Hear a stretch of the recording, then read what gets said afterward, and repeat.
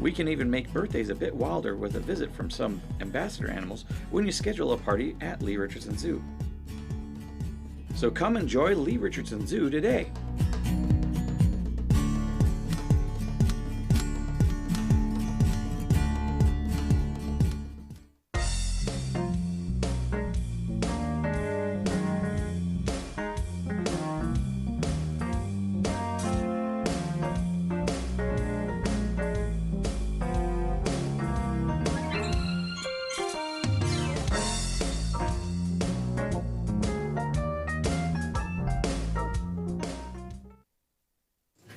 It's 1 o'clock, Tuesday, July 16th, 2019, regular meeting of the City Commission.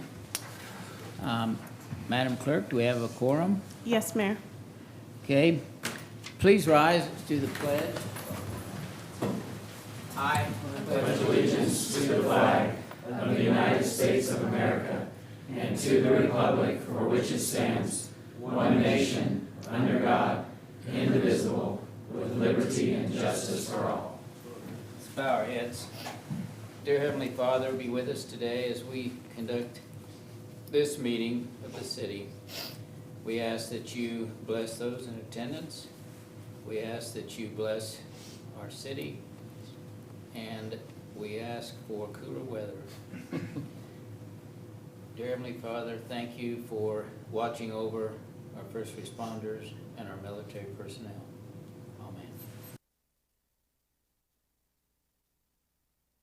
Was dirt on Kansas.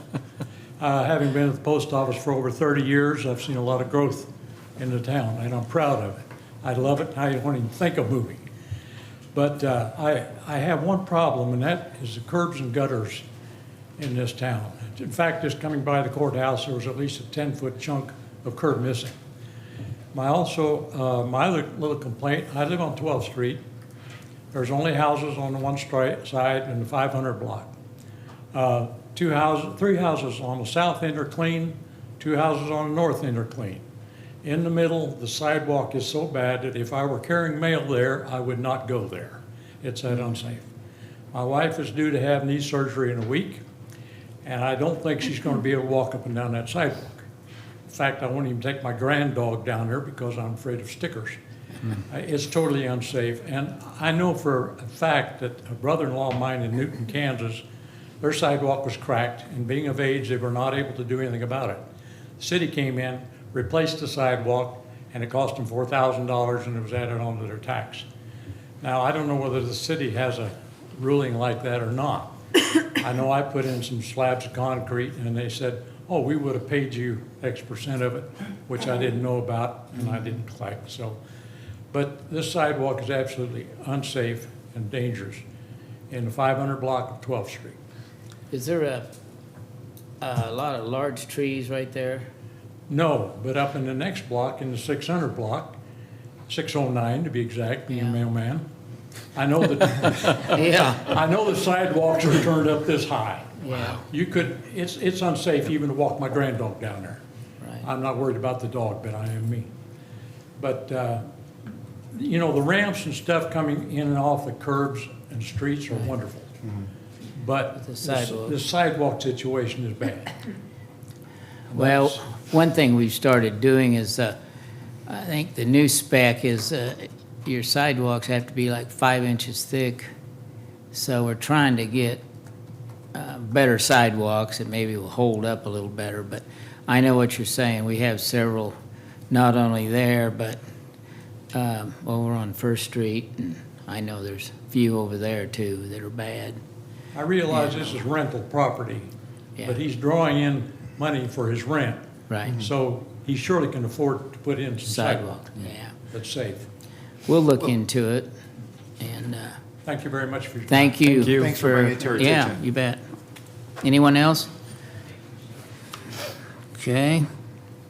So we're ready for 5 or 6A? Yeah, Commissioners, item 6A, the governing body is asked to consider and allow the mayor to proclaim August 6, 2019 as Ryan Unsworth Day in Garden City. Mayor, I make the motion that we approve the proclamation as presented. Second. It's been moved and seconded that we approve the proclamation for Ryan Unsworth.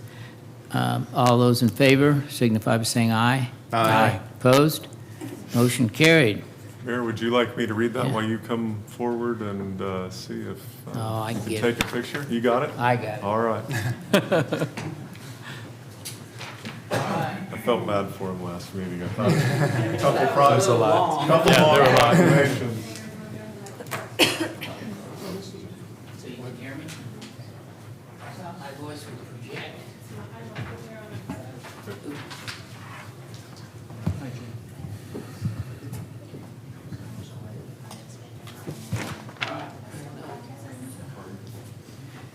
Okay, this is a proclamation. It says, whereas Ryan Unsworth has been involved in scouting since 2009, having earned the Cub Scouts' highest award, the Arrow of Light.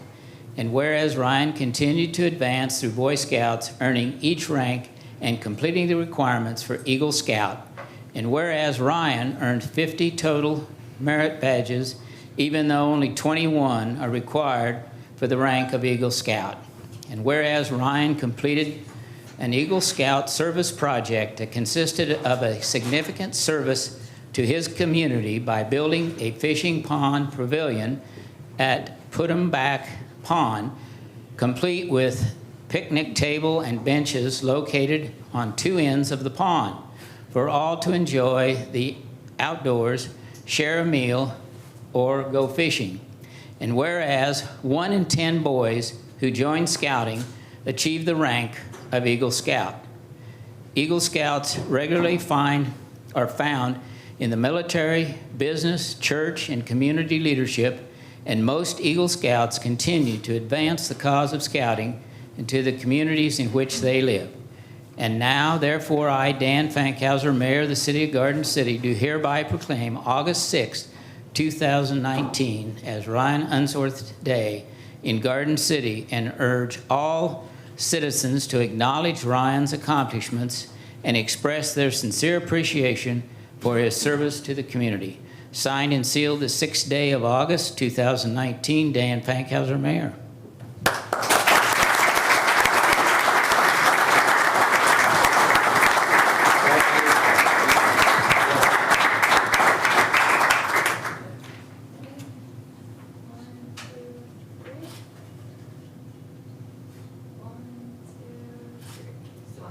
Nice to have somebody my side.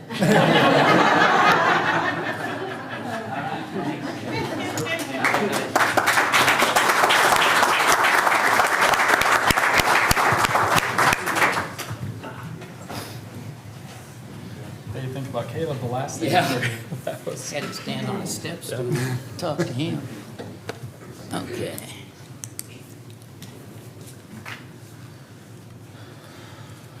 Item B, Mayor and Commissioners, the governing body is asked to consider and approve requests from Sean Collins, President of the Tumbleweed Festival, for the 28th Annual Tumbleweed Festival.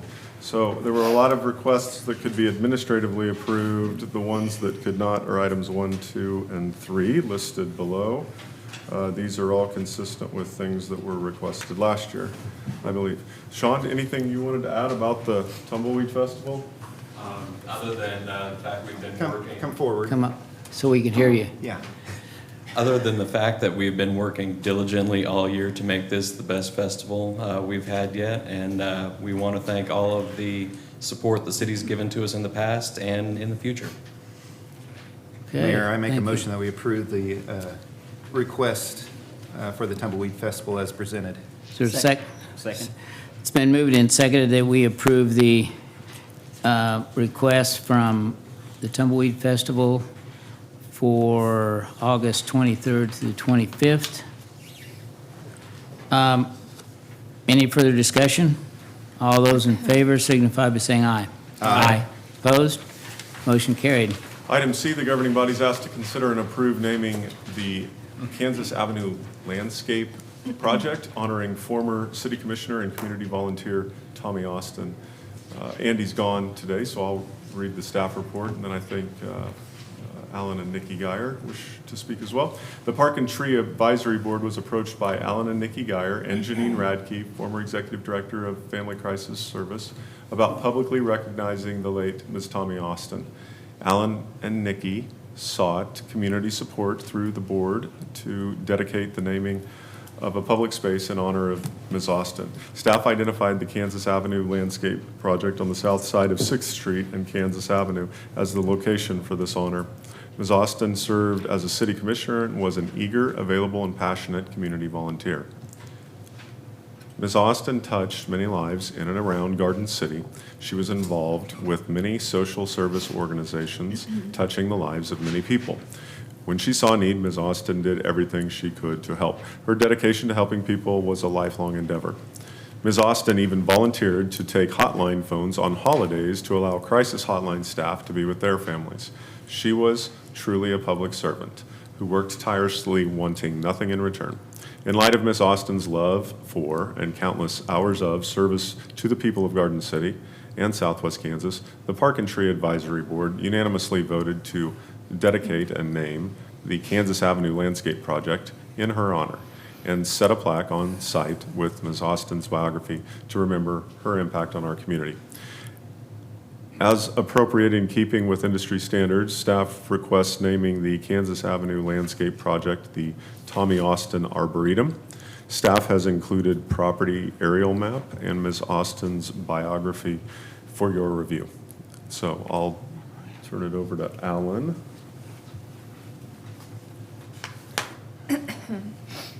It's been a while. So anyway, Matt gave you the background for why we want to be here, but my wife Nikki and I have the honor to represent the family and friends of Tommy Luke Johnson Austin.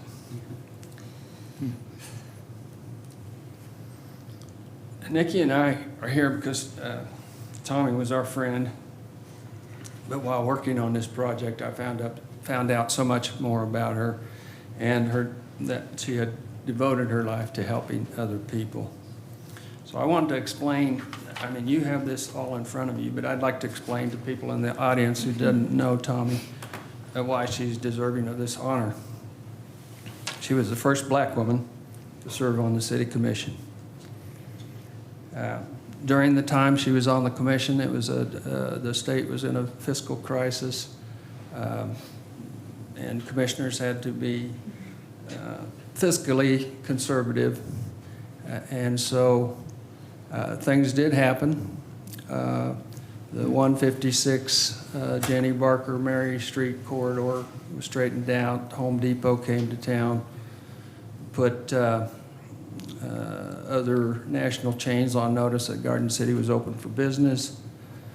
But Tommy's strength, or Tommy's reason for being on the commission was that when it came time for the city to support social services,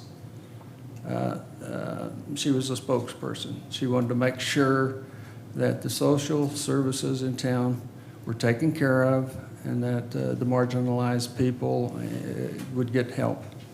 This was her passion. She also stood up for city employees, which I appreciated because she looked after our benefit package and kept our wages from becoming stagnant. So that's kind of her city portion of this. Now,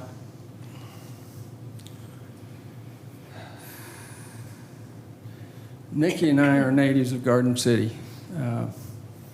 It's Nikki Shelton Geyer. She got to know Tommy and her twin sister Tony through the public school system growing up. I went through the parochial schools, and I got to know Tommy 40-some years ago when her son Aaron and my son Nathan met at age 5 playing t-ball.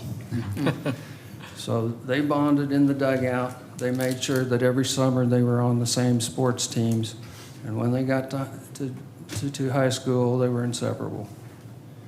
And So he's our son from another mother.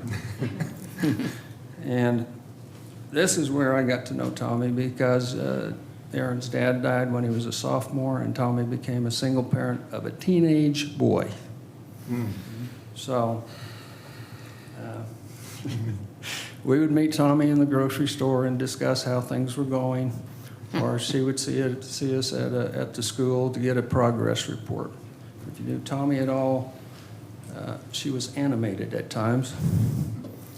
And so she would tell us how Aaron was doing in school. And she would also say, yeah, for the most part, he's doing okay, but I got to get his attention. And she got Nikki's and I attention and everybody in the room's attention about how Aaron was performing. So I guess it was kind of interesting that when it came time for the boys with double date on prom night, and Nikki and Tommy had to plan everything because they didn't know what to do. They spent a lot of time at our house. So that's the reason we're here. She was a friend. But in doing this, I found out so much more about Tommy and her dedication to helping other people. I knew she was a dispatcher at the hospital, 23 some years over there. We would go and talk to her whenever we was at the hospital to see how things were going. But I talked to Dora Leon, the ER director of St. Catherine Hospital, and I said, you know, tell me about Tommy. And she said she was a co-worker everybody wanted to have around. She was a joy to work with. Her laugh was contagious. She kept the working place a happy environment. And ER trauma was a lot of times very stressful, but whenever there was a downtime, Tommy kept the place going. She said when she would answer the phone, she had this calm and soothing voice, and it didn't matter who called in. This is St. Catherine's Hospital. This is Tommy Austin. How may I help you? And she made sure whatever the concern was taken care of. It didn't matter if it was a misdial when they wanted the phone number to the cafeteria. She would make sure they were cared for. Now, when the emergency came in, she would get the pertinent information, get the ER or the trauma team on the way, try to keep the people on the phone. But Dora said the most important thing to her was when that phone hung up, she would come into the room and say, okay, people, we got a code blue coming. You know, get yourself ready. And she would calm them down to keep the adrenaline level down until the patient arrived at the hospital. She said that was just invaluable to the ER staff. We also have Janine Radke here today. Janine, you may know her as the Vice President of the Garden City Area Chamber of Commerce. Prior to that, she was the Executive Director of Family Crisis Services, Social Services. Janine went over there, and Tommy and her sisters, Carol and I believe Sue also, were very much involved in helping people that suffered domestic abuse. And this was men, women, and children. And they were working at that prior to Family Crisis Services being organized. So Tommy was a mentor to Janine. She helped her. They have a position, well, they were advocates for these people. And she showed Janine how to be an advocate. An advocate would be take the phone call, find out, you know, let the people know what services were available. They would advocate at the hospital if you know, they would go and make sure the physical parts of this abuse were taken care of, and then they would explain to the people that they were there for them. They would be for them. They would advocate for them at the courts if they wanted to take it that direction, and even so far as to, if it got dangerous, they would transport them to a safe place somewhere outside of Garden City. So, and Janine just said, kind of repeated what Dora said about Tommy. She just said she was a mentor to Janine, she was a role model, and she wanted to be like Tommy. And that's the greatest thing you can say about somebody. Anyway, enough said. You have it in front of you. I want to, on behalf of the family and the friends of Tommy, Lou, Johnson, Austin, I'd like to thank you for your time and your consideration of this proposal. Mr. Mayor, I Thank you. move that we approve the naming of the Kansas Avenue Landscape Project for the Tommy Austin Arboretum and place a plaque at the site with Miss Austin's biography. It's with great honor. Thank you. Is there a second? A second. It's been moved and seconded that we approve the Tommy Austin Park. And is there any further discussion? All those in favor of that motion signify by saying aye. Aye. Opposed? Motion carried. Okay, it's done. We'll order a plaque. We will be planning a dedication. Dedication. We will coordinate that with the family. We also would like to have the plaque and the things that are Right. going to be added to the park. But the park, for those who haven't been by it, is planted. Looks good. It does look good. You kind of have to imagine Yeah. some of the leaves on Yeah. the trees right now, because like Yeah. most trees that are planted, and then that first summer, they give up pretty early in the heat. So, but it's, Parks Department did a spectacular job. The Crest Rock Trail through the middle of it will be a nice addition to the trail system that runs up and down Kansas Avenue and then shoots off on 3rd Street to go down to the Tally Trail. So, Very well done. Yeah, looks pretty good. So we appreciate the family being here. Thank you. All right. Item D, the governing body is asked to consider and approve a request from Garden City Fire Department personnel to waive Code Section 62-15 unlawful solicitation to allow for department personnel to collect donations for the MDA boot block on August 25th from 9 a.m. to 3 p.m. Mayor, I make the motion we approve the request as presented. Second? I'll second it. It's been moved and seconded that we approve the fire department's request on Muscular Dystrophy Association boot block, August 25th from 9 to 3. Any further discussion? All those in favor signify by saying aye. Aye. Opposed? Motion carried.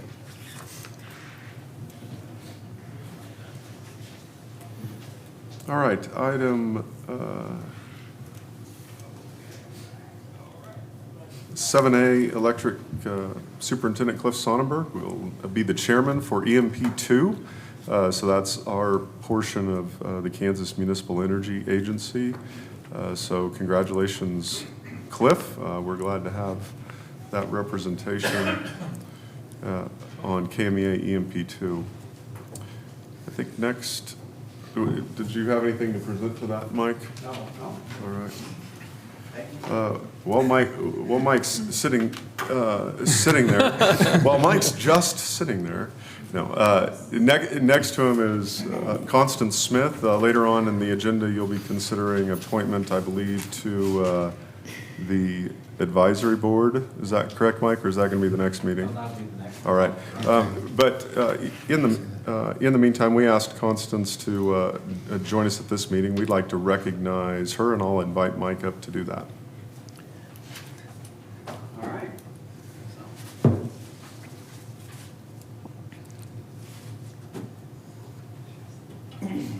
Well, I invite Constance to come stand up here if you don't mind. Constance she was the chairman, the first chairwoman of the Public Utilities Advisory Board. She served on that board for, well, up until August 1st. And when she tendered her resignation, she can talk about what she's going to do after that. But we wanted to make sure that you knew she did an outstanding job as chairwoman, She's there for 3 years, over 3 years. She never missed a meeting the whole time she was chairperson. And we're just very pleased to have her there, and we want to wish her the best. So with that, on behalf of everybody, thank you very much. You're welcome.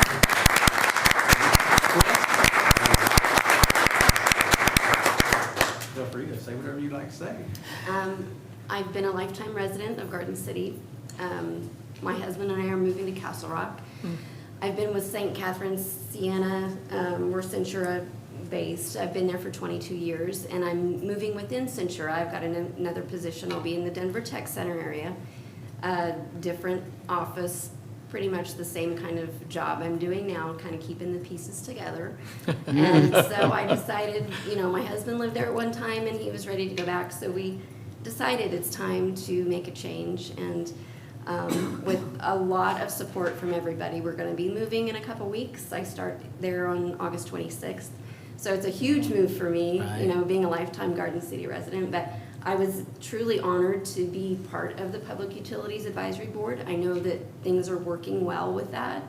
Lots to come still, and I even kind of joked that, you know, if you need my advice, you know, you can help me. And I'm more than willing to help out, but I realize I'm not going to be a resident here anymore, so my options are kind of limited on that. But it is truly an honor to be recognized for the time that I spent, so thank you. Well, thanks for your service. Wow. Thank you. Yeah.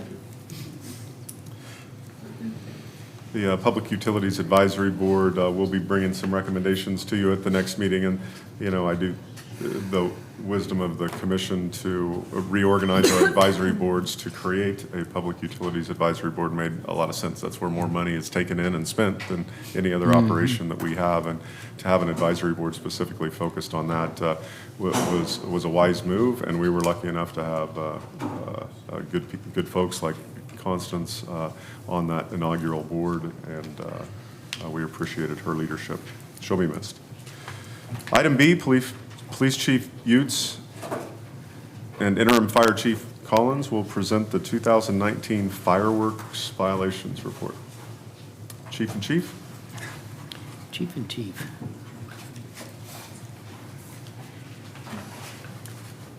Good afternoon, Mayor and council members. This afternoon, we had a very successful firework year. The main goal to this is to get out, be visible, handshake a whole lot of folks from little kids down to adults, make a lot of friends. By making the friends, they kind of help the neighbor and tell the neighbor, you know, hey, 10:30, let's knock it off.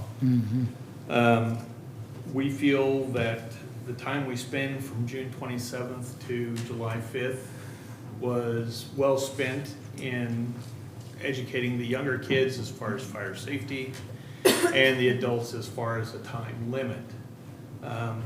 It gets better every year. We did over 1,000 educational contacts roughly. It's hard to tell, you know, when you get around a bunch of kids and a bunch of adults and they're having a block party, but we estimated approximately 1,000, and that was by both of our departments.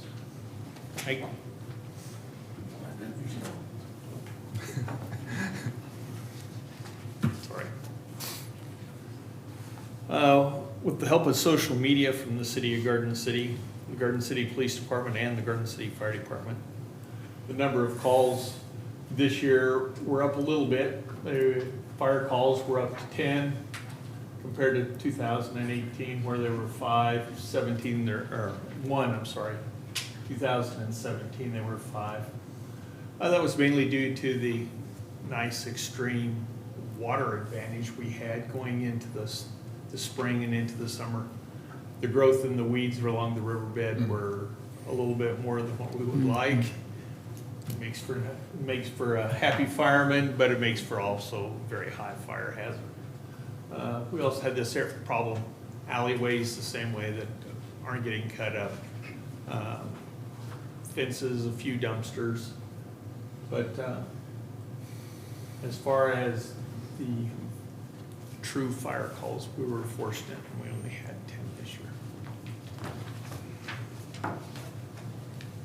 Good afternoon, Mayor, Commissioners. We've only been tracking the number of injuries that are walking in or being taken to St. Catherine's Emergency Room and or the walk-in clinic the last 2 years. For 2019, we had 6 reported injuries that are reported to the state, ages ranging from 2 to 41. One of those injuries were very severe that resulted in some surgery that was conducted to the patient, and that was a defect in the fireworks was the cause of that. Going into the data for the number of calls that officers responded to, from 2014, we had 158 reports, but I looked at that and looked at the breakdown. These are reported firework violations by time, and if you look at it and break it down, approximately 97 of those reported firework violations were during the time frame that individuals were authorized to shoot off the fireworks. So there were 61 violations after hours for 14. And then in 2015, we had 71 reported violations. Again, 5 of those were during the allotted times. And we've been mapping where the violations occur, so we know where maybe some of the problem areas are, and we can focus additional patrols in those areas.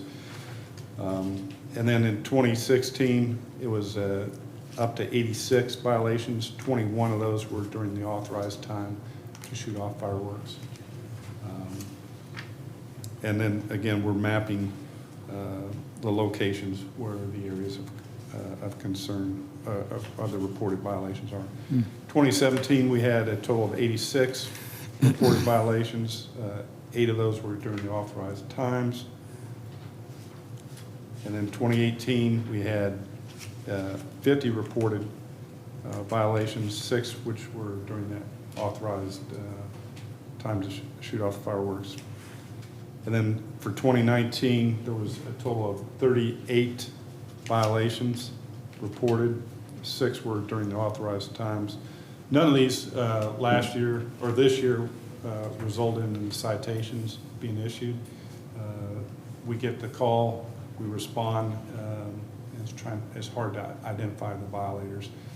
These are misdemeanors where we have to see the violation or the person has to agree to sign a citation, a complaint against the individuals. And then that chart there just shows for the last, since 2014, the number of initial reports compared to where we are at. And I really agree with Chief Collins that our educational, what we're doing as far as communicating to the public about the times, the safety is working for us. And I'll turn over to Chief Collins for the FARS data.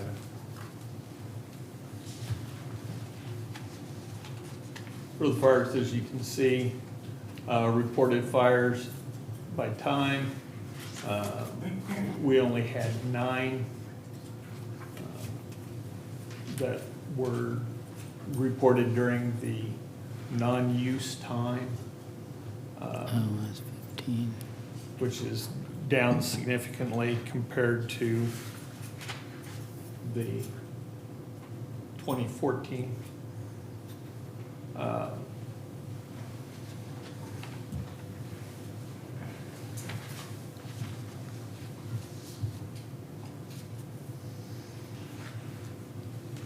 Reported fires due by fireworks in 2016 were 45. Again, like Chief Hughes said, we go back to the time that it was done.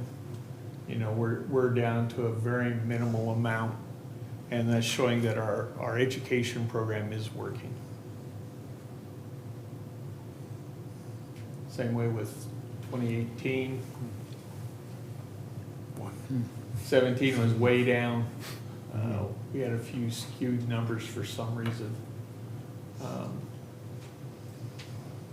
2019, we had 2 calls from 1 to 2 a.m.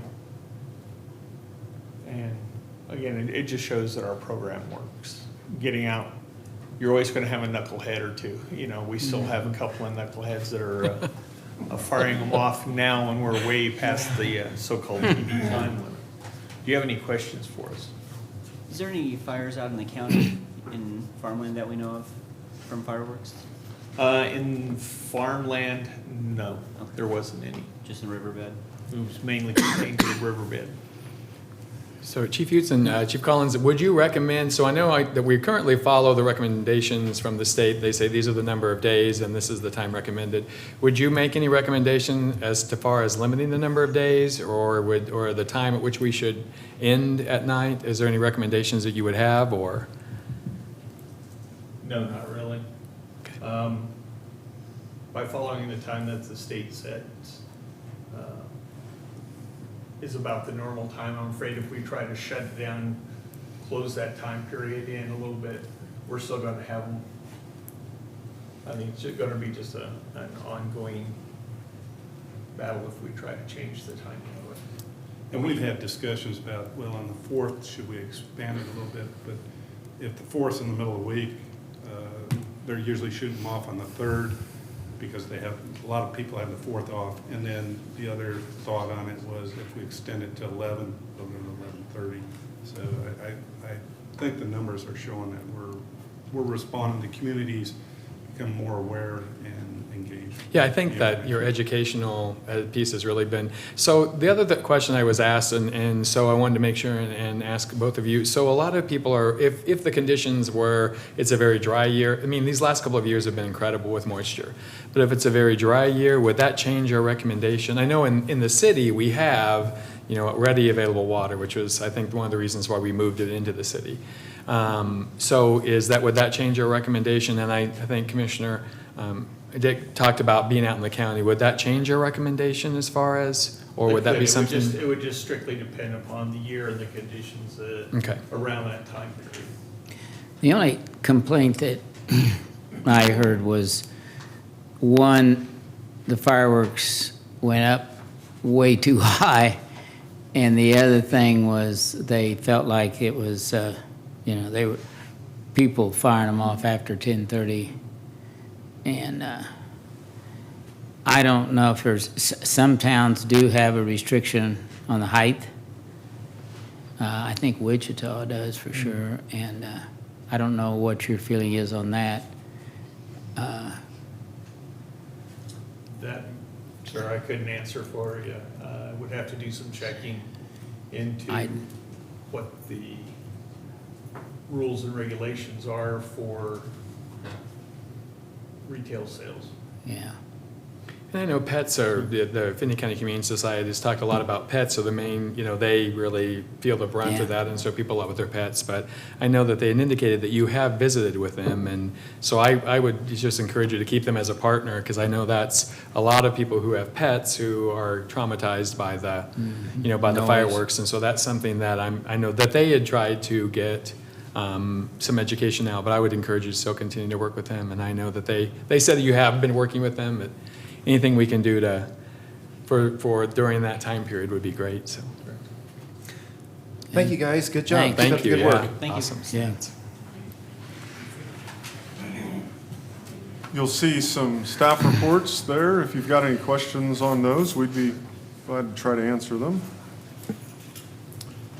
Draw your attention to Section 8. Those are the meetings of note. Keep in mind, tonight is National Night Out, so both the police department and fire department staff will be back out and around to some neighborhoods. I think this may be the most neighborhood parties we've ever had. Don't know if the right, oh, Chief, 2 more came in today, so I think we're over 10. Oh, wow. Yeah. Our norm has been around anywhere from 4 to 9. This year we have 16. Wow. Oh, no. Wow. Congratulations. Which is great. So it's all hands on deck for the police department, fire, and our other first responders are going to be joining us, and we're breaking out in teams so that we can try to make every one of them. Chief, I think in years past, the invitations Ben, and this will be awkward if the answer is no, but I take it the commission has the opportunity to ride along with the teams as well? Absolutely, I Okay, believe all right. all 4 of them are coming out. Well, this year we're hosting one in our RSVP? neighborhood, so I mean, RSVP? yeah, I'm going to be there. Very good. We've already RSVP'd. Yes. Okay, very good. And we appreciate you coming out with us. It's a great time. Got to make sure you know when to eat, when not to eat. Yeah, that's true. Thanks, Thank Chief. you. We appreciate the first responders doing that.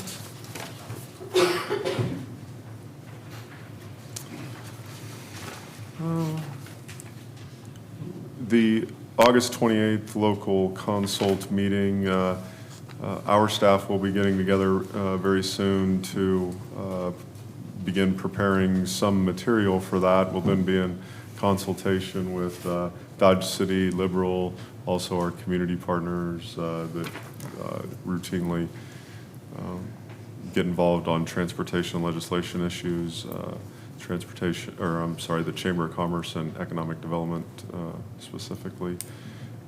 We'll be getting organized for that August 28th meeting, but please have that on your calendar. I would suspect if you can make that, there will be an opportunity to participate in that. We'll hopefully have a better understanding in the coming days of the format. And I think with that, we're ready for 9A, Mayor. That's the appropriation ordinance. If approved, it would be number 2488-2019A. Mayor, I'll make the motion to approve appropriation ordinance number 2488-2019A. Is there a second? Second. It's been moved and seconded that we approve the appropriations ordinance 2488-2019A. Any further discussion? All those in favor signify by saying aye. Aye. Opposed? Motion carried. Item 10A, the governing body is asked to consider and approve a resolution authorizing the mayor, city manager, and designated staff to participate in the development of a water marketing strategy grant proposal with the United States Department of Interior Bureau of Reclamation. If approved, it would be resolution number 2821-2019. Fred?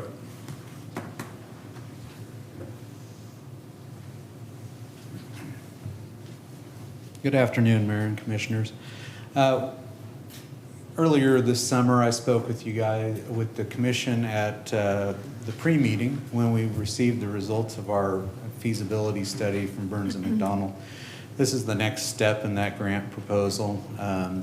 The initial grant we did was to do a feasibility study. Now what we're looking at, now that we know what we can do, the purpose of this marketing grant is to continue to dive into those potential water reuse applications and actually start connecting with potential customers that might want to take that water.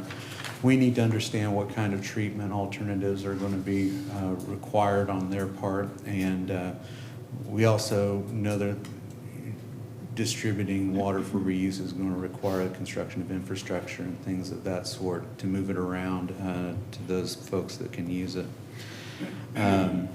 So that's what this grant will do. It will look at primarily industrial water reuse, but there's also a component of the study that continues to look into some of the other reuse options that were outlined in that study that the Commission received this summer.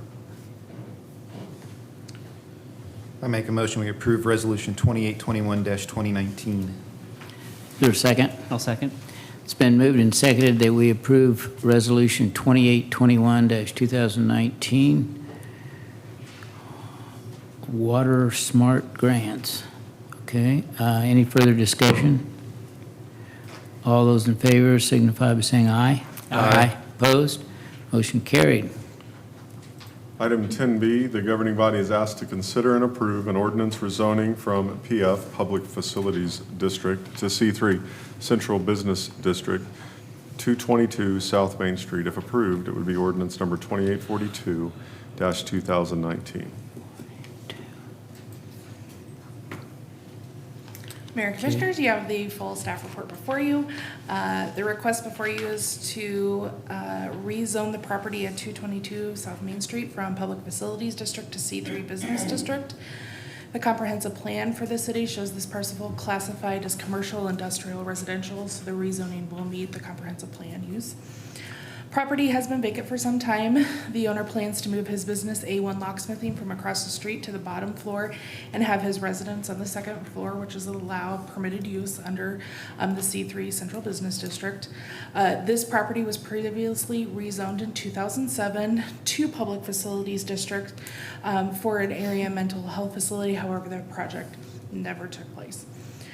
The governing body may approve the request according to the criteria in section 27.040, and below is the complete list of these criteria, A through I.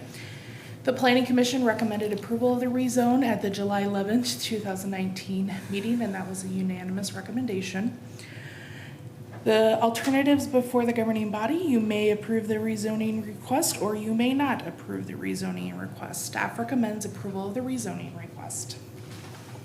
I make a motion, oh, go ahead.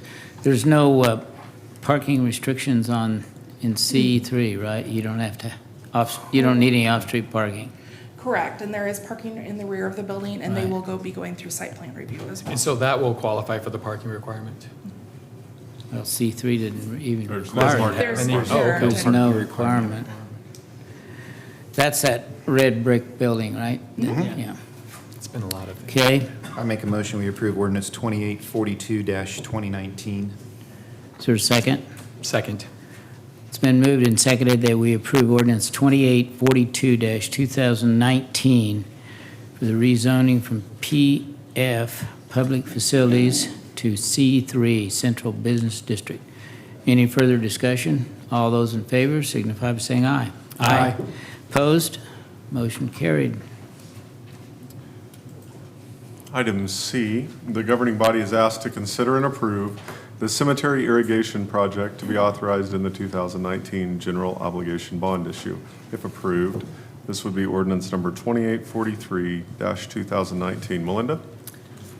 During the 2020 budget discussions, the cemetery irrigation project was authorized to be included in the bond and interest fund for debt payments beginning in 2020. The authority for the authorization of this project is your home rule authority. This authority allows the city to acquire and install a new underground irrigation system at the city-owned Valley View Cemetery, along with a new well at this property. You received the bids for this project on July 16th. The next action by the governing body would be the approval of a resolution for bond sale, and that is going to be discussed this week with Mary Carson, and we will come back to you on a date for that. The total bond issue will be $16,650,000 because it includes the previously authorized project for the electric system acquisition project. I know that bond prices, will that, with the market with bond prices, will that be in our favor or will it? It should be in our favor. Okay. Good, And yeah. even if we wait a little bit longer, there may be another rate reduction. Wow. I make a motion, we approve ordinance 2843-2019. There's a second? Second. It's been moved and seconded that we approve ordinance 2843-2019. Any further discussion? All those in favor signify by saying aye. Aye. Opposed? Motion carried. Item 10D, the governing body is asked to consider and approve compensation for members of the governing body. If approved, it would be 2844-2019. Melinda? The compensation for members of the governing body has not changed since 2006. The 2020 approved city budget has included an increase in the personnel line item for the city commission budget. This ordinance would become effective January 1 of 2020, and it proposes the compensation for the mayor to be at $12,000 annually and the other members of the governing body at $10,400 annually. Following the 2020 calendar year, the members of the governing body shall receive the same salary pool increase that the city employees received during that budget year. During the 2020 budget, we did approve a 2% salary pool, so that would be the amount for 2020, but it wouldn't take effect until 2021. And Commissioners, I might add that just for clarity's sake, there wasn't a single governing body member that requested this. This was a discussion point that Melinda and I had through the finalization of the city manager's proposed budget. we had noticed that there hadn't been a change since 2006. Felt that it was appropriate to look at that. I think the last time it changed was when we faced an election where 4 people could potentially turn over on the commission. In any commission or any year, there's the potential of 3 people turning over. And so I think maybe once upon a time that was viewed as, you look, but for one person, nobody is guaranteeing that they're awarding themselves an increase in pay that they wouldn't otherwise have to earn through a vote by the electorate to get into the top 3. So we placed this on the agenda to discuss. Mentioned it during the budget. We feel comfortable with the amount. While there still are some cities that do not compensate elected officials, we believe it's appropriate given the time required to read packets in advance of the 26 meetings throughout the year. And we feel it's proportionate to the work. Clarify one thing. After 2020, are you saying that would be an automatic, whatever the rest of the employees get? Yes. So we budget a salary pool. There's which 2%, which generates right now like a or rounded off 1.6 to 4.0 pay for performance increase. We'll probably stay away from doing pay for performance with the commission. I'm not sure who evaluates that. That wouldn't be a good idea. So we'll tie that to the salary pool. That could make some targets. Tie that to the salary pool number, and so it would adjust 2%. For instance, I'll do the 12,000 on the mayor. It's easier math. That would go up by $240 the following year. We realize that when you don't change something between 2006 and 2020, the jump in order to get back is big. We've talked about that on utility rates changes as well.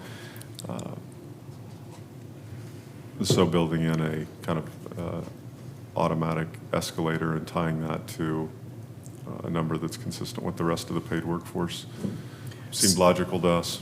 So Matt, in your estimation, so in other Class 1 cities, are most of the commission and mayor, are they paid, or are they?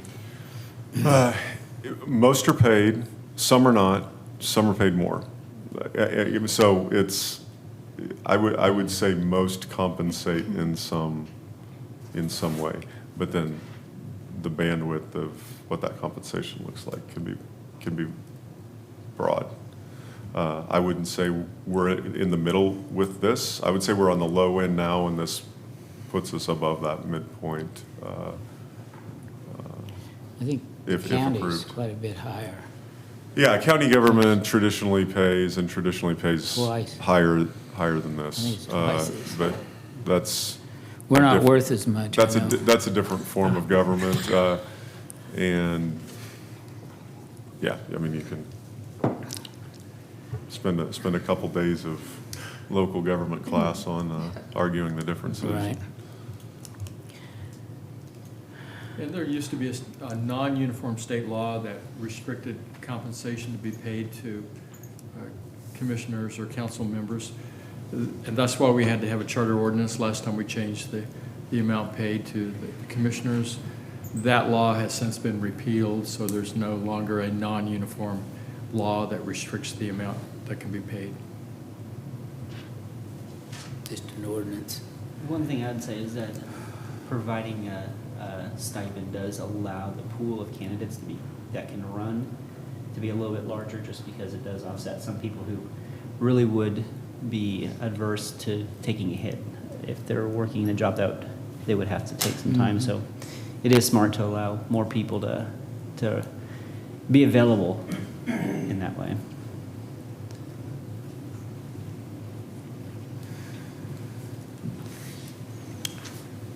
Well, what's your wishes? Somebody want to? Well, I mean, this is a hard. I mean, you're voting yourself a raise or not a raise. That's a complicated discussion. And I didn't get a chance, and I was gonna speak with Matt earlier. I mean, if we had a ranger, we had an idea what people, other Class 1 cities were doing. I'm not saying that we have to do exactly what they do. I do know that, and when we run for office, lots of people, I mean, I'm sure a lot of even candidates were surprised that you actually receive some type of compensation. So there is a lot of time, and so I recognize it's a lot of time, I mean, and it's service to your community, and so that's understandable. I guess I need a little bit more information. I would feel more comfortable. And now, but if the commission has a will to move forward, I could make a decision, but I would feel more comfortable if we had just a poll of other Class 1 cities. I don't think we need to do the other Class 2 or 3, but that would be helpful for me to make a decision, and then also, depending on the decision, be able to defend it one way or the other.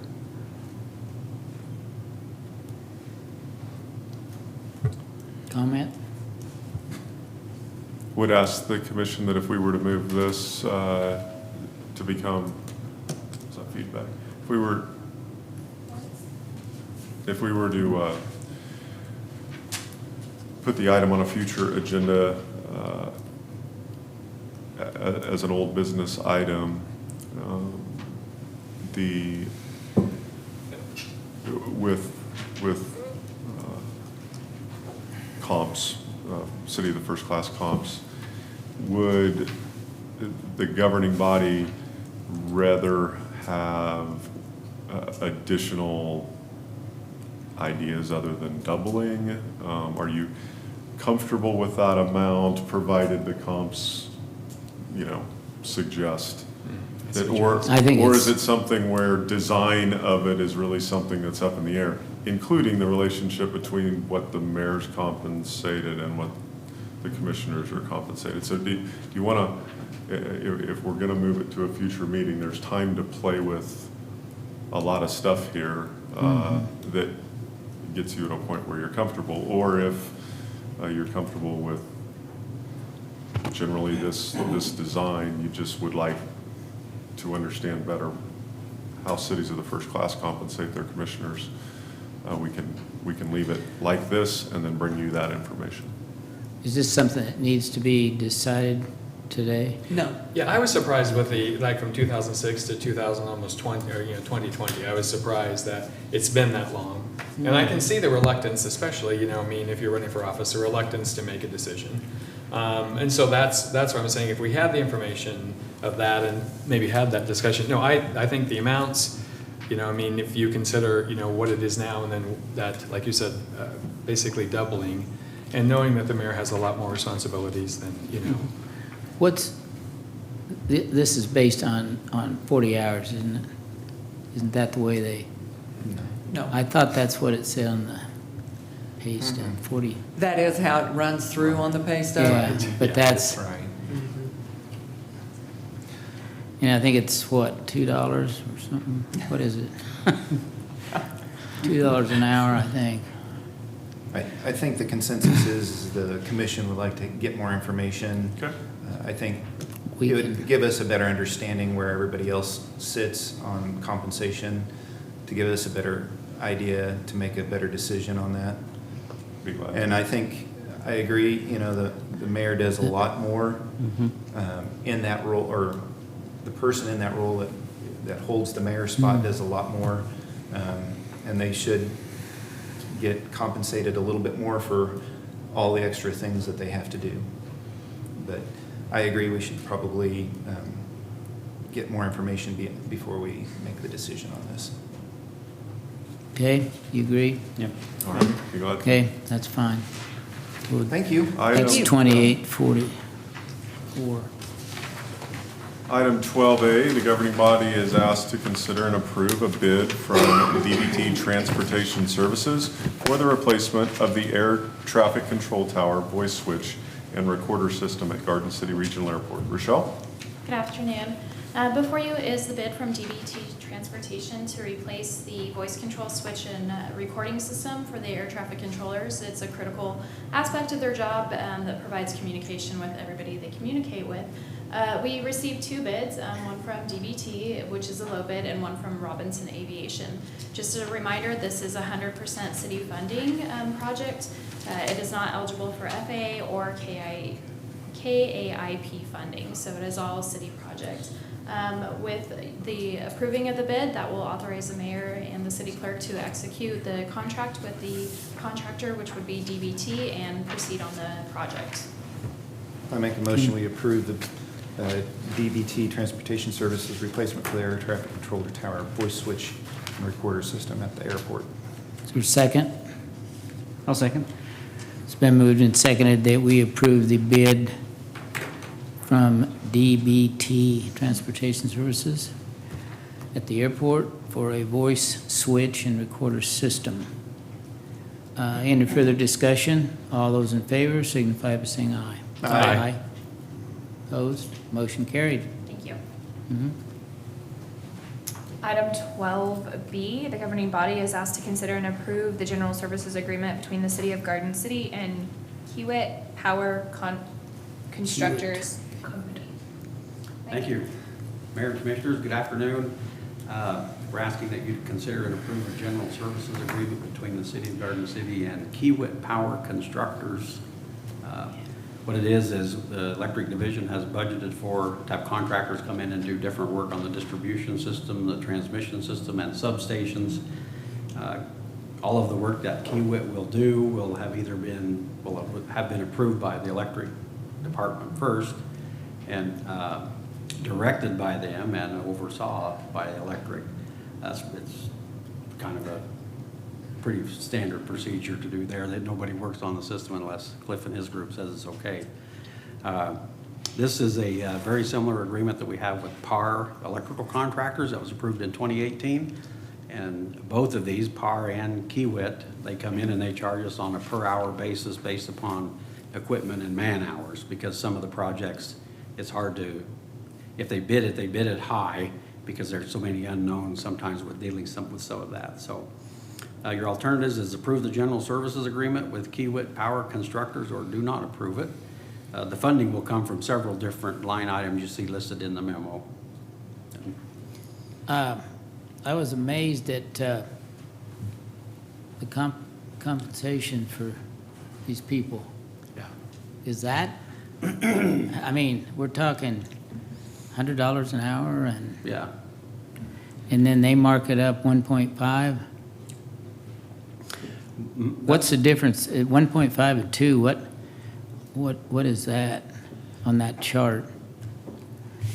It's Exhibit 1. Oh, if it's time and a half or 2 times I see. overtime rate. Overtime. So if it's 1.5 Okay. for overtime and then 2 times if it's a holiday or Holiday. something like that, yeah.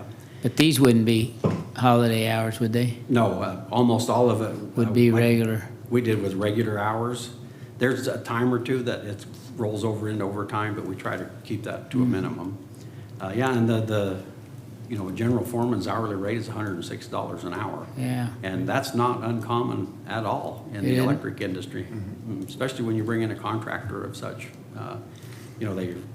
These guys are fully trained and So all of Mike, that stuff. are they also using, so the equipment charges are for their equipment, or so they don't use our equipment, they bring in their own equipment, and so these are the additional charges that we pay? Yeah, if we use their equipment, they prefer to bring in their own naturally. They get paid for it, but they feel more comfortable with their equipment that's been tested and they know how it works, rather than, I don't think they'd have any issues with our equipment. We have good equipment, but some places maybe not so much, so that's what they do there. And then if we have them bring in additional equipment, then there'll be a rate for that. But this is pretty typical of what they'd be using here.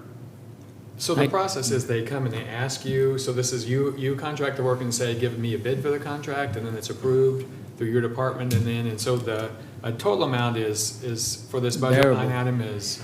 Each project will be, what we'll do is we have the design, then we meet with these folks, they come in and they give us a rough estimate. We think it's going to be roughly X amount of hours to get this done.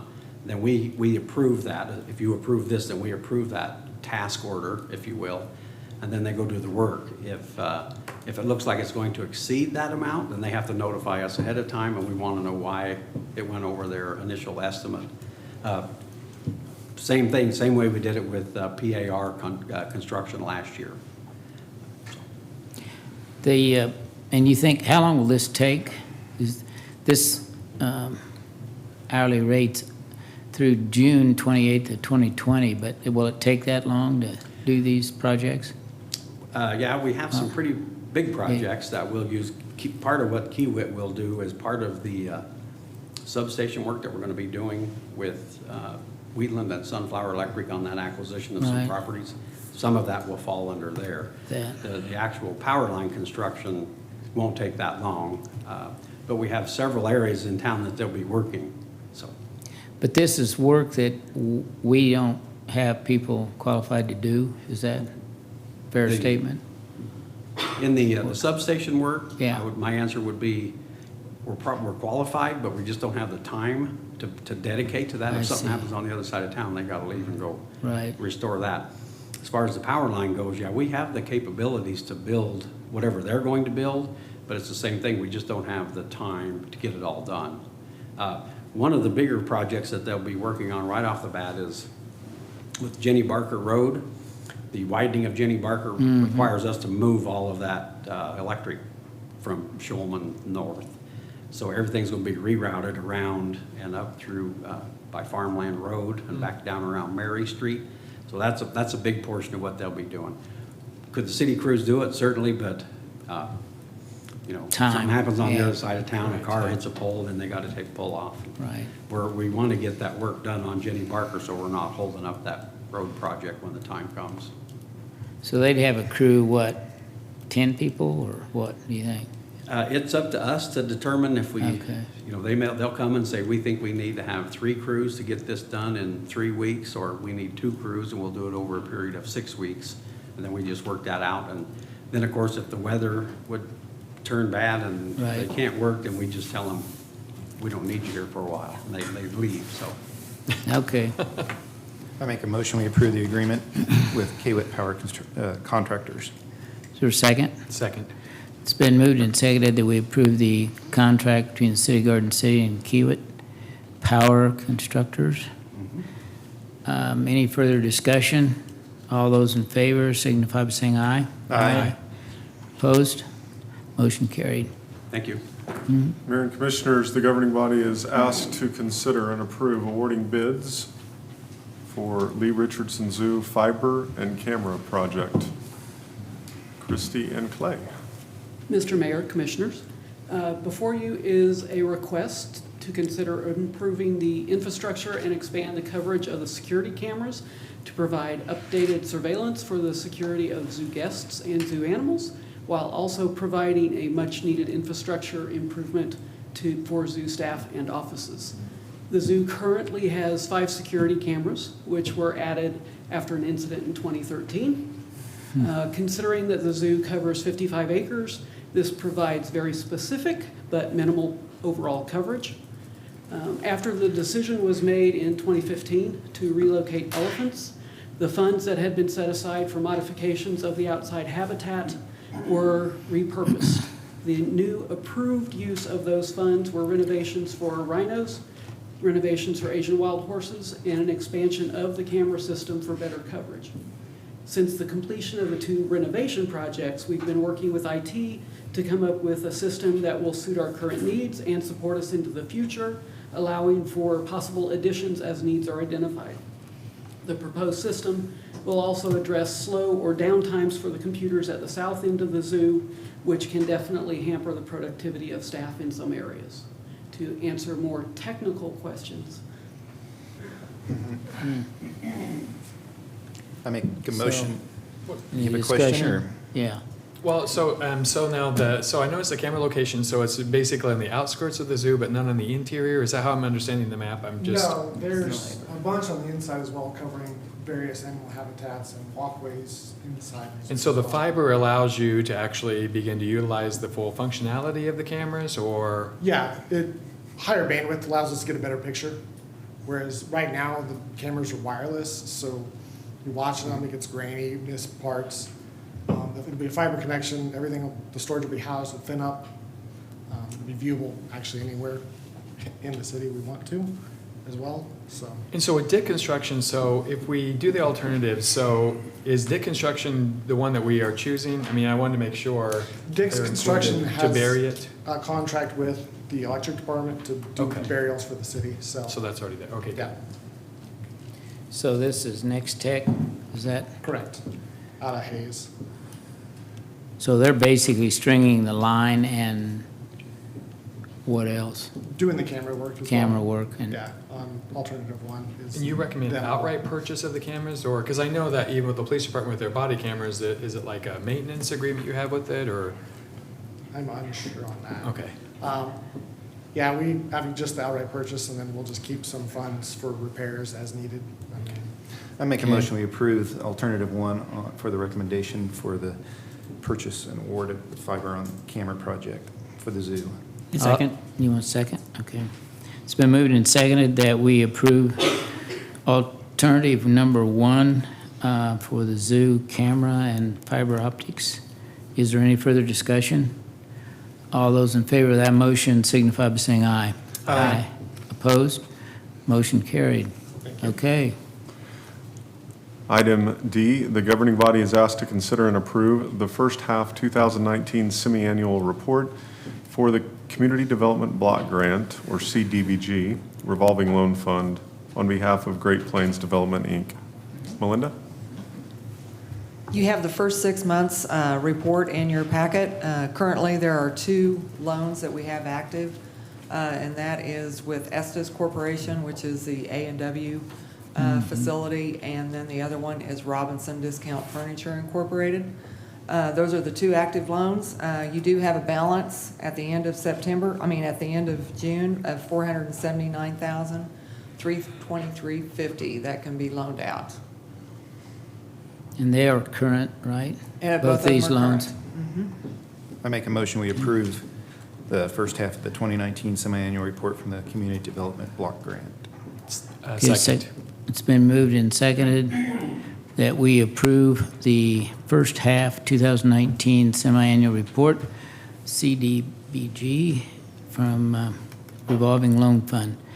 Any further discussion? All those in favor signify by saying aye. Aye. Opposed? Motion carried. Thank you. Thank you. Mayor and Commissioners, item E is an executive session. We don't anticipate any action being required by the commission following item E. So if you'd like to consider the consent agenda, and if you don't wish to pull anything off to discuss individually, the appropriate motion would be to approve consent agenda items F1 through F11. Mayor, I make a motion, we approve the consent agenda F1 through 11. Okay, is there a second? Second? It's been moved and seconded that we approve the consent agenda, F1 through 11. Any further discussion? All those in favor of that motion signify by saying aye. Aye. Opposed? Motion carried. If you'd like to do commissioner reports, then we can shut down Channel 8. Okay, Commissioner Cessna. Wanted to mention that the staff's done a great job on painting the crosswalks and getting ready for the school year. Just want to remind everybody that school does start this coming Monday, so remember to slow down in the school zones. I know during the summertime, we forget about the school zones and everything, but just remind everybody to slow down in the school zones on Monday. They will be activated, so slow down to 20 miles an hour. Also be mindful of the crossing guards at the heavier intersections. They're getting our students across those intersections in a safe manner. Wanted to mention that I did attend kind of the preliminary meeting of the census group, and it went really well, and I think we're kind of on from how it sounded and where we're at, I think we're on a good start for that, but the census is coming up. April will be the count day in 2020, so we'll get more information as that goes. Constance Smith is the first chair of the Utilities Advisory Board. It's always great to have community input and help from our citizens on all the advisory boards and helping us as commissioners to help make those decisions. So congratulations to her. I'd like to congratulate also Cliff Sonnenberg on representing Garden City at not only the local level, but the state level, and great asset for that committee. Let me see. I noticed that Pioneer Trail's looking really good. Looks like it's getting closer to completion. I don't know if it's going to be completed by the time, or is it it's getting closer, I noticed, but. Yeah, it's sort of in looking an good. interesting state where it's both still under construction and being used. Oh, that's interesting. Yeah, Yeah, folks need to be careful. the asphalt's Yes. done, right? Wow. The asphalt's in a lot of it. A lot of places, it's not done. And there's still heavy equipment moving. It's still an active construction site. So that being said, it's pretty difficult to enforce something that's half-mile long, so. But, yeah, very close. It's looking good. We're glad they're making progress. And I think some tie-ins to some road aprons, and some tie-ins at the bridge portion of it, and then whatever they're doing along the edges of it for erosion control, and they should be wrapped up. Sounds good. I noticed they started pulling the fence off of the Bellevue Cemetery on the. Bellevue. on Bellevue, and I think that's all I've got. Just remember, it's National Night Out, so we'll be out with the first responders and visiting a lot of block parties, it sounds like, so just be mindful of that. That's all I've got. Thank you. Commissioner Dick. I'd like to congratulate again Ryan Unsworth with getting more than twice the amount of badges needed for an Eagle Scout, which is amazing. And then the other thing, like Commissioner Sensa said, is the biggest thing and the most important thing we do as a community is educating our youth. It's the largest undertaking our community does. And that's including community daycare, home daycare providers through the school district up to the community college. So just keep everybody in mind as we go and embark that for this year as well, from the new teachers to the community to the ones who've been here the whole time, SRO officers, crossing guards, principals, administration, and down to the parent and kids. Keep them all in your minds as we embark upon this for this year. Thank you. Okay, Commissioner Under.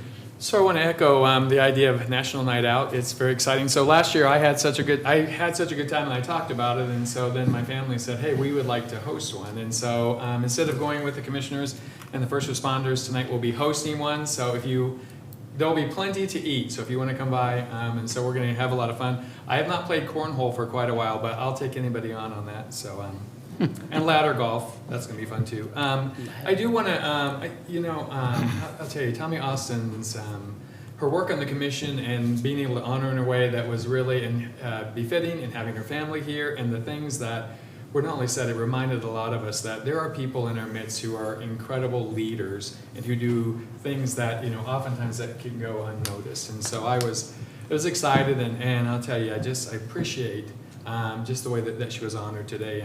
And I know this is a small recognition of all the work that she's done. I appreciate that Cliff has nothing to do and that Mike is getting him busy and doing other things. And Cliff, thank you for being our representative. It means a lot to us here. It reminds me of the advisory boards too, and with Constance. The advisory boards do incredibly important work for our commission. And the work it's valuable and it's needed. And so for those of you who are wanting a place to serve, and you say, hey, this is something I could really do or give time to, there are always opportunities on the advisory boards, and they are, like I said, invaluable. The last thing I want to talk about is National Night Out. Oh, and then mention the school. Banner Art Walk. I went to Banner Art Walk the other day, and it was so hot, but incredible. But in the downtown really did a great job with the amount of trees. You could actually have made a meal downtown if you had wanted to. But the downtown businesses really did an incredible job. The artists this year, incredible and very unique artwork. And so that's going to come up, that Banner Art Auction. And encourage all of you who've never been to the Banner Art Auction, please come. Please don't bid on the ones I'm bidding on. I do have a budget. Some people don't. And so I just wanted to put a plug in for the Banner Art Auction. Also, this idea that the schools, it is, one thing that if you leave earlier or spend a little bit of time going early to school, and as Commissioner Sesson talked about, the crosswalks and then the traffic. So plan a little bit of extra time, especially this first week, to get people where they need to go. As Commissioner Dick said, these are our most important things in our lives, are our children. And so I'm excited about sending mine back to school and having our house and I love routine. So I have 3 in college, but I have 2 in college, and then one's going back to the high school for his final year. So it's exciting time But again, we just want to make sure as we begin to get back in that routine that we're just really paying attention to safety. Thank you again just for all the work that the staff is doing for the commission, and I'm looking forward to a cooler fall as it is. That may be a problem. Yeah, better not. Well, Cliff, thanks for your help and volunteering for this position. And Ryan Unsworth, it amazes me on the Eagle Scouts. We've had several of them that we've presented proclamations to, and it's amazing what they do and all the badges that they've earned. The other thing was the 3rd Street. I drove it last night. I don't know, there's some big cracks in that 3rd Street, and I don't know whether, I think Sam, I mentioned this once before, but I think we need to do some patching up there or something. You can, when you drive it, it's pretty rough. The other thing, we did receive this, Chief Alan Shelton sent a card, and I'll just read it here real quick. Thank you for celebrating with us on my retirement. We will very much enjoy the iPad and luggage as we travel. We have booked our first long trip to the Holy Land in April of 2020. But most of all, your presence meant the most to me. Thank you again, Chief Shelton. So, it was nice. Okay. And the letters for the fire station are up, so. Oh, are they? Yeah, look Okay. over there on your way out of the building today, and they look nice. Good. We're trying to decide, they don't match exactly the GCFD, so we may switch those out too, but it actually looks really good the way it is as well, so I think jury's still out on what we'll do, but it at least says Alan Shelton Fire Station now. Good. So, Okay. on the executive session, it is, we request that you consider going into executive session pursuant to KSA 7543-19B6 pertaining to preliminary discussions relating to the acquisition of real property, and specifically related to acquiring property necessary for utility services. Okay, is there a motion? And how long will this be, and who's going to? 20 minutes, please. And with Mike Muirhead, Jennifer Cunningham, and Randy Grisell. I'll make a motion that we approve going into executive session pursuant to KSA 7543-19B6 pertaining to preliminary discussions relating to the acquisition of real property related to purchase of property for utilities. We'll be in session for 20 minutes. We'd like to have in the session Mike Muirhead, Jennifer Cunningham, Matt Allen, and Randy Grisell. Okay, is there a second? I'll second. All those in favor of that motion signify by saying aye. Aye. Opposed? Motion carried. Okay. Thank you. We'll go in.